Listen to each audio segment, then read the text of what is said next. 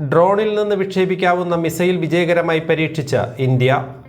ആന്ധ്രാപ്രദേശിലെ കർണൂലിലാണ് UAV launched precision guided മിസൈലിൻ്റെ പരീക്ഷണം നടന്നത്. പ്രതിരോധ ഗവേഷണ സ്ഥാപനമായ defence research and development organisation അഥവാ DRDO ആണ് പരീക്ഷണം നടത്തിയത്.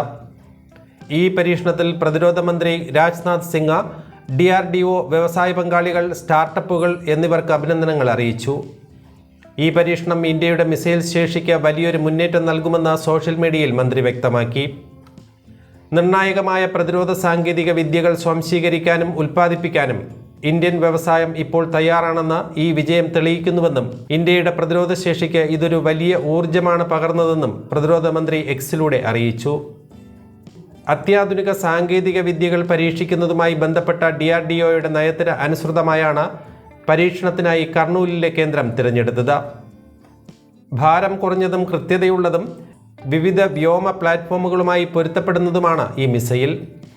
യുദ്ധ സാഹചര്യങ്ങളിൽ ഈ മിസൈലിന് തന്ത്രപരമായ മുന്നേറ്റം സൈന്യത്തിന് നൽകാനുമാവും.